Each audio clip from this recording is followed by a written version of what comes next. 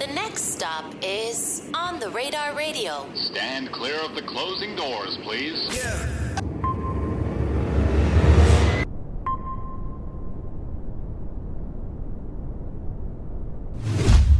Yes, sir, baby. On the Radar Radio. Yo, special guest in the building. Big Harlem in the building. Josiah Hotwire in the building, my guy. Welcome to the show. You already know, man. How you feeling today? Man. I'm feeling great, man. Feeling great. I'm feeling like $1 million, man. Honestly, you know, after that freestyle. Smoke that shit. And I smoked that shit.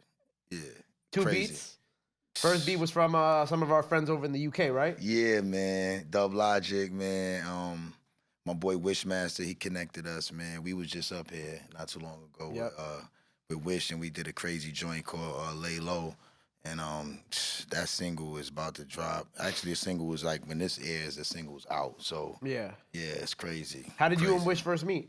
Oh, man, through my boy Rick Hyde, man. Oh, that was all through Hyde, too? Okay. Yeah, man. Shout out the crew, man. Shout out my boys at Big BSF, you know what I mean? Griselda Squad, they always been showing love. You know, Mr. Harlem Zone, if you zone, you zone, one of the A&Rs over there. He's the, you know, the plug, man. He found me on the internet. We connected. He loved the flow. We happened to be both from Harlem. Started working, curating my project. He got Nichols, a producer that he rocks with that has that grungy sound. Started sending me some music. Nichols cross seas too, and it started going down. We started working. And Christmas, I believe, it was Christmas, right? Yeah, and, when we accidentally had, don't look at me like that. It wasn't entirely our fault. It's y'all fault, it man. Hey, look. Love took the flight back. He could have taken the flight back too. But he did look out for gang. Yeah, shout out Ricky, man. Shout out, But I'm glad that Ricky had people in the studio with him on Christmas too. Yeah. It was. I would have gone out there, but I was far away. I was too far away. Yeah. Christmas is kind of rough for me, because you know, around my son lives cross seas. Oh, so wow. yeah, my son is in Australia. You know, shout out to baby Hotwire, and he lives in Australia. I met his mom out here though, so it was. I was gonna ask. I was gonna pry. You brought it up. Yeah, I didn't say it though. Oh, you said I've been on tour. Yeah, I was on tour out there. People were like, oh, you on tour? You been out there like 3-4 times? Like no. Did you meet? No. I met her first in the States, and you know, she actually is one of the reasons why I was able to get out there and do some stuff and meet some people that open up some cool doors. A lot of movies get filmed in Australia too. Yeah, it's a lot of stuff that can kill you in the woods too. Right. Yeah. Have you gone out there to visit him in Australia? I was there when he was born. Okay, cool. So this is my question: is it really that crazy out there, like with the animals and like all the shit that they be posting online? Yeah, but you just it's like you gotta it's a city area and like okay, it's not that bad. Okay. I'm a city dude. I'm staying in the city. I went out west and that's where like in Sydney where they from. If you go out west, you could come across all the crazy stuff out there in the woods and all of that. And I went on a hike before, and I almost saw a wombat. I seen kangaroos. Okay. I seen a lot of crazy stuff. You got to watch out for snakes, have your socks high and all that. You know, it's crazy. You seen the giant-ass spiders they have in Australia, too? No, but I heard about them. I ain't seen them in person. I don't want to. But nah, yeah. Dual side of the cross. Yeah, it got, like I said, they got stuff you could touch that might kill you in the woods. You don't play with that. You don't play with it out there. You right, because I used to always want to go to Australia, and then like I downloaded TikTok, and then TikTok introduced me to the giant spiders that be in the corner, that like be in the corners and shit like that, or like the snakes that come out the toilet. Shout out to TikTok. I'm like, damn, I'm learning mad shit about Australia, and I feel like every couple months there's something new about Australia that I learned about TikTok, that I learned on TikTok that makes me want to be like, I'm never going there. Nah, it's kind of fire. Like it's like a big it's like Cali on like Xanax. It's mad chill. It's like lit. Like it's lit. They got beaches. It's like beautiful people. Like, you know what I'm saying? Like some of the most beautiful people you'll ever see. You know. I think he's like baiting me to go out there, and then I go out there and I like the spider bites me and I die. Nah. The beaches, the beach life. You go to Bondi Beach, it's gonna be crazy, bro. You know. Bondi Beach. Yeah. Sydney. Yeah, Sydney, Bondi Beach. There's a couple different spots. Like, you know, it's ill out there though. It's ill. Yeah, shout out all my people. They love hip hop. You should see. I'm gonna post some of my shows out there. That was crazy. So your son was born out there. Yeah, I met his mom. She used to go back and forth. She got a business, so she would go back and forth doing business and met me in New York. Do you go out there and make sure your son has a Harlem accent? He says some words in American. It's weird. Even though he has a Australian accent, he says certain words that's American. It's weird. It's you know, But I talk to him all the time. Like he Yeah. just called me right before I got here. So Right. You he tryna makes ma- beats. Oh, he does? He's 7. He wants to be a producer. That's fire, man. Yeah, when he comes to the States, I'll bring him through. Congrats, man. That's Yeah. dope. Love that for you. Yeah. So you do get to have like that father-son like musical connection with him too. Yeah. Because the day, like, let me tell you, when we met Wish, boom, I met Wish on Christmas with Rick High. Me and Rick, we did actually end up doing a couple records that night. And me, him, and Wish, we jumped on like 2 different records. One was Wish's record with Ricky, and one was my record with Rick. And then it was crazy, and our chemistry was wild. And I know what it's like to be in another country like Wish, you know what I mean? Just trying to get it. You know, I've been to London, I've been out across seas, his way. I know what it's like being by myself, jumping from studio to studio, working, rapping, you know, trying to make it happen. So when me and him connected like that, and we from there, I invited him, you know what I'm saying, to let's do something on New Year's. Cause I wasn't with a lot of people. I had my my close friends and family. Everybody was doing stuff, but this year everybody like went far. So I was like, damn, it's like me. I'm like, so I wanted to work. So I ended up working. I worked. You know what I mean? I was going through a lot anyway. So from like Christmas to New Year's, I was in the studio. So me and him, we did a studio session on New Year's Eve. Mad people popped out. One of my cameramen came out. Shout out to Al, you know what I'm saying? Shout out to my boy K Moolah, he came out. It was a bunch of people that was there with us that night. You know what I mean? It was lit, and we shot a video. We made the song "Laylo," and that's how that was birthed. We shot the video. The video is actually probably is out when this interview is out. Yep. You know how we do things check ahead that of out. time. So y'all check out the video for "Laylo" and the single on all platforms. And the second song, that's a freestyle I did. That's the new single that's out right now called "Selfish Ways." That's produced by Nichols. And Mr. Harlem's Own, we got a project coming. He did my last joints, Gas Central. We got a record called New York Empire. Quite a few songs. It's all laid out, bunch of videos, everything. So, so that's what that happened. Mr. Harlem's Own linked me with Rick. And when Rick was stuck in town, we did the records. Me and Wish linked up from there. And we did that, and then it's been crazy ever since. He's back across seas playing the records. We're curating some shows out there. He's about to come back to the States for like the summertime, and we're going to do some shows out here. Tough. It's real hip-hop, yo. I ain't going to lie. Like, that's all I'm about, doing real, authentic, authentic good music, no bullshit, you know. How'd you first get into acting? Because you were just on the Wu-Tang show, right? The season finale? Yeah, well, I got into acting. Yeah, well, that was cool. You hope all your footage gets showed and everything goes right. I got into acting a couple years ago, and what really got me into it is like I did this movie called Strive with Danny Glover, but I didn't expect to be an actor. I met the director on a humbug. Shout out my boy Nico B in the back. You know what I'm saying? We was at a cookout on the block. We was on Lennox. And remember the day when the white guy, he stumbled on the block with the camera and everybody was getting tight. Yeah, so he started taking pictures of little kids in the water. You know how you got the water, the fire hydrant going? Yeah, the fire hydrant going. You got the water. You got grandmas and mothers out there cooking, making plates. And you got the homies on the block right there. And he just come wandering through taking pictures. It was like crazy. And dude just like, yo, who is he? He looking crazy. And like I went and talked to him. I'm like, what you doing, player? Like you taking pictures of everybody. He's like, oh, I don't know. You guys, I'm just out here trying to enjoy having a picnic. Shout out my man Rob, the director. He's like, yo, I see you guys having a picnic. I'm like, nah, black people don't have picnics. We have cookouts. You said it was a picnic? That's funny as fuck. Yeah, I was like, and them dudes on the corner, you taking pictures of their kids and their moms without asking them. They want to smoke your boots and shoot rap videos with your camera. He like, oh. He was like, but nah, I'm like, yo, listen, I'm just talking to you, like, you gotta ask people and all that. So he came, he asked, he was like, yo, can I take a picture of everybody, da-da-da, He like, he took pictures, he gave everybody Instagrams, he sent the pictures out, and we ended up giving him a plate of food, and it was lit after that, He's like, I got an Airbnb down the block, I'm shooting a movie, what are you doing, like, Monday, you wanna come through? I'm like, all right, what you doing Monday? He's like, come through, don't come to an audition. I'm like, cool. Come to an audition, I do the audition, I get a role in this flick. It's like a small role, but it's a talking role. It was lit. It was called Strive, and Danny Glover happened to be in it. He ain't tell me none of that, but that was lit. Then from there, I got shot to a movie called Cracker. Shout out to Real Rage, the director.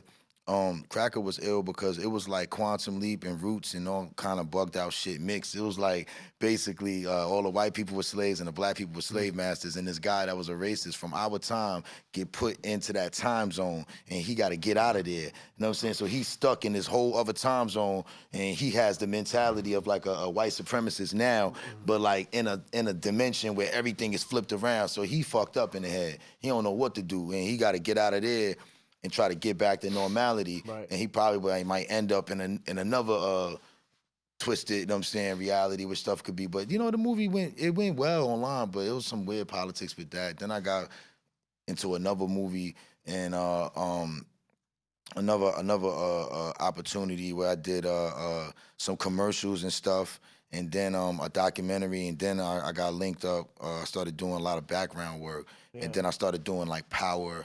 A lot of stuff for Power. I'm like a reoccurring gangster. I recently on Raising Canaan, I kept like getting these roles where I'm always around either Joey Badass or Rock, just in the background, being like a hustler or a gangster. You know what I'm saying? And then the Wu-Tang thing came. I caught a little opportunity to play Raekwon's man. Tough. And he's like, and he builds his rap crew called the American Cream Team. And when he makes the American Cream Team, like I'm one of the guys or whatever, and there's a scene in one of the last episode, or if it's the last episode, I believe, when they go platinum and they're like in the tunnel. It's 1997. They just went platinum, double platinum, and they're about to go on tour with Rage Against the Machine. And they're all celebrating except for Method, because Method don't like to do the clubs like that. So they're all in the club chilling, and it's me and Raekwon, and we calling for Ghostface, and we call Ghostface over, and we walk out the club together. It was a cool moment, and the RZA was on set for like 18 hours. Working with him 18 hours was like amazing, because like the RZA is the GOAT. Shout out to RZA, he's the GOAT. Shout out to all those creative dudes, you know what I'm saying? Shout out to 50, all them dudes, you know what I'm saying? Matter of fact, just to see how they work was insane. Seeing how the RZA was on set for 18 hours, curating his whole story. Like he knew what was like, and other members were there. Like, he right. Like, you know, he's really putting it together piece by piece. That was insane. So to see somebody live out and live their story out and be able to tell it was something special to me. You know, just being there on set. You know, that was crazy. And every time I go, you know, to like the Power set of Raising Canaan, I get an opportunity to do that. Yeah. That's even crazier, because it's like, you know, I used to watch this show, so just being around it is nuts. You know what I mean? And 50, I don't know what it takes, but hopefully you see this, somebody that know you see this, but I need one of them roles, man, one of them talking roles, you know what I mean? I'm in the background doing what I do, but yeah, holla at your boy. All in you know good what I'm saying? manifestation. Yeah, great manifestation. I need 50 to see this and be like, nah, he fit the role for something, and I'm you know, I could put him in something. You know, I don't, you know, all those guys that do films and all of that. The latest film I'm working on now, I'm super proud of. I caught a star role in. It's called Amrack. Right, you were telling us about it in the back a little bit, yeah. Yeah, Amrack. The word karma's, you know, flipped backwards, and that's special. It's written by Amtha Offer. He wrote books like Necessary Evil and all of that. He's an insane, incredible writer. We got two directors, King Corey, he's an actor on Power, and we have JL Shot That. He shoots all the 5-year foreign videos. So, you know, JL Shot That is like the, you know, one of the greats in the whole drill scene with the filming. So, you know, them two together are like masterminds, you know, got a whole team of people, Kayla V, all type of people that's working with them, all type of, you know, great cast members and staff members putting it together on the back end, on the background end. And I auditioned for a small role.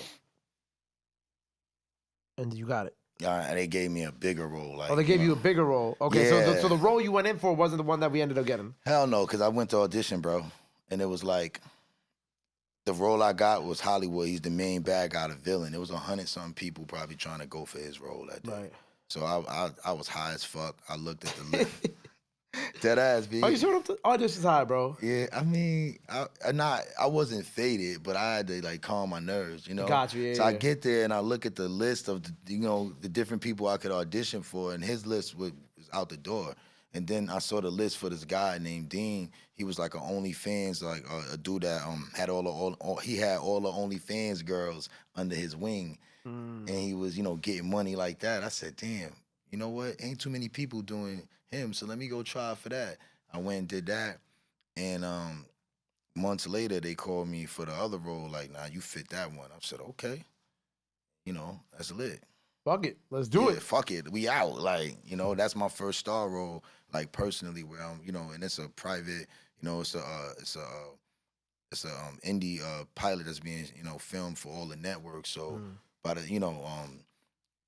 probably at the end of 2023, going into 2024, it'll be out for everybody. Hopefully picked up. Yeah, picked up and out. Yeah, they got a lot of important people interested already. It's crazy.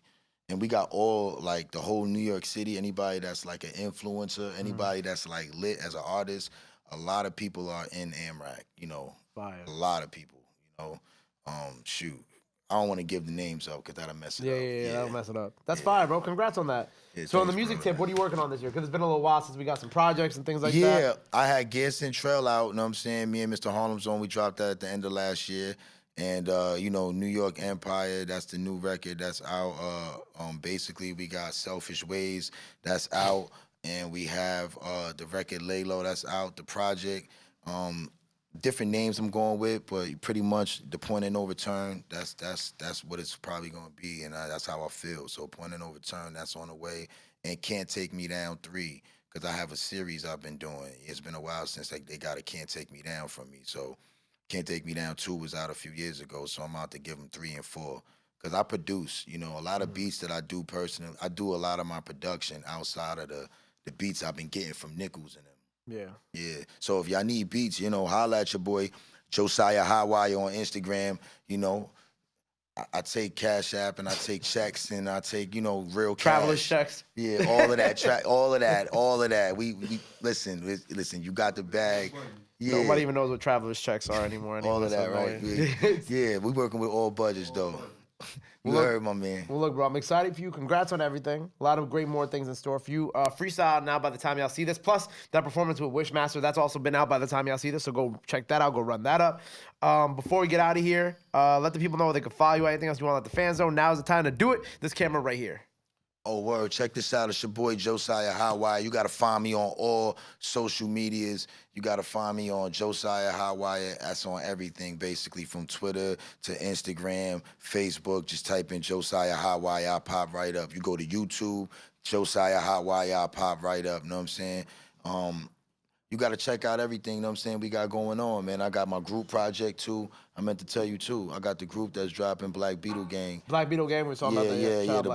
Yeah. Shout out to Black Beetle Gang. My boy Nick will be in the back. It's going to be crazy. Shout out High Living. We got the clothing, too. I got to put you on. My brother Buddha God. We got the clothing, the clothing line. We got dogs, all type of shit. But definitely the clothing line, High Living.